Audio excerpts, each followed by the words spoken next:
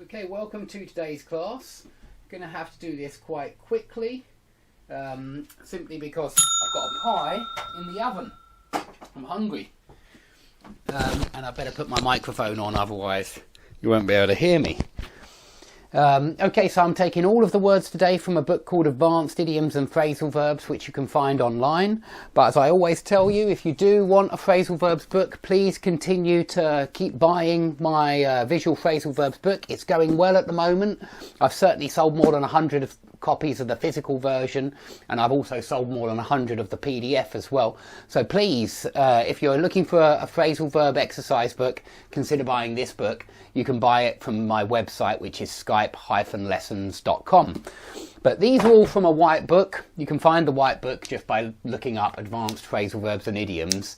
It's from Oxford University Press, and these are all taken from chapter 40. So the first idiom, not half. He doesn't half waffle on. This just means he really waffles on. Yeah, it's an intensifier. It makes it stronger. And so if you say he doesn't half earn a lot, it means he earns loads and loads of money. Okay, so this not half, and it's normally with a doesn't or a hasn't or something like that with an auxiliary verb. It makes the sentence stronger. Yeah, he doesn't half play football well, yeah, something like that. It just means he really plays, he's an amazing player, he's fantastic, but he doesn't half earn a lot. It means he earns a load of money, yeah. Okay, if you're frightened to death or scared to death, you're really, really, really frightened. You're really scared, yeah. So again, this just makes it stronger. It intensifies it in some kind of way. Now, if somebody is keeping something from you, it means they are holding back some kind of secret. So they're holding something back. You can also say they are holding out on you. It's another phrasal verb for this. Or you can even say they won't let on. Yeah, they won't let you in on their secret. Every single one of these phrasal verbs are in this book. And so please buy the book if you want to know more about those phrasal verbs.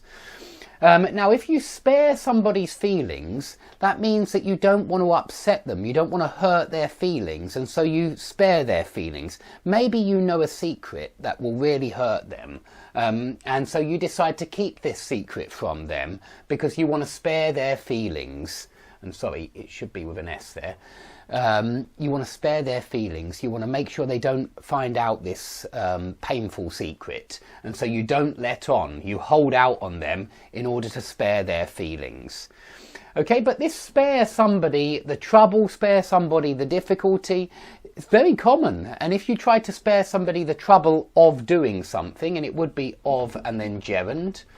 If you want to spare somebody the trouble of I don't know, it could be anything. Maybe you want to spare them the trouble of, can't think of a good example now. Maybe you want to spare them the trouble of picking you up from the airport. And so you say, please, I want to spare you that difficulty. Don't pick me up from the airport. Maybe your parents are trying to insist that they come and pick you up. And you say, let me spare you the trouble of picking me up. I'll just make my own way home. I'll catch a train, something like that. So let me spare you the trouble of picking me up. Really quite common. I'd say neutral rather than formal or informal, somewhere in the middle. Probably closer to formal than informal, but not really too formal. Now, if you let somebody in on something, you let them in on a secret. You reveal some kind of secret. And so this is really quite common, and it's when you allow somebody to know your secret. But you should remember this one in the group of in-on phrasal verbs. If you walk in on somebody, you discover something secret going on that you shouldn't have. If you listen in on somebody's conversation, then you're trying to find out about their secrets. And so this in-on group is very clandestine. And again, I go through the whole group in this book. So you really want to get this book if you want to if you want to improve your usage of phrasal verbs. We all know that we use phrasal verbs a lot. Now, if you lose face, this means that you do something which causes you to get embarrassed or feel uncomfortable in some kind of way, and it means be embarrassed in front of your peers, in front of everybody around you. And so you might do something to save face, to not be so embarrassed, to not look so bad in front of your peers. And so this face is very often used meaning to lose prestige, or to go down in people's estimation of you. And so you don't want to lose face.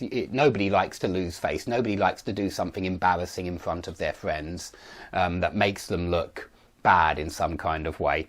So yeah, lose face, it means to be embarrassed in front of your friends, and save face, it's when you do something to make sure that you're not embarrassed, or you don't go down in people's estimation. Now, if you face up to something, you confront that something. Confront means face up to. And you might face up to your responsibilities. That collocates very well. You might get to the age of 21 and decide, right, I'm going to face up to my responsibilities now. I'm going to stop being so childish, and I'm going to face up to those responsibilities. But you really ought to remember this one with the other up to phrasal verbs. Again, all 4 of these are in here. I took them from this book. So you really want to get this book if you want to improve your phrasal verbs. So things might not live up to your expectations. You might go to a hotel and the hotel does, or the resort itself doesn't live up to your expectations. It's not as nice as you expected it to be.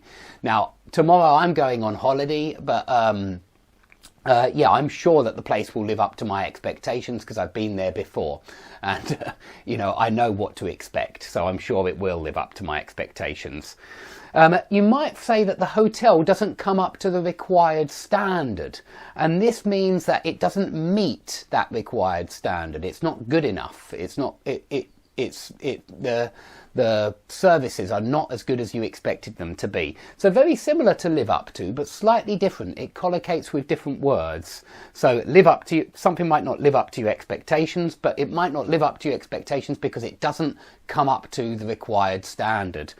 And last one with stand up to, which is slightly different. You stand up to bullies, or you stand up to somebody who's pushing you around, and it means you stand up for yourself. You don't allow them to push you around.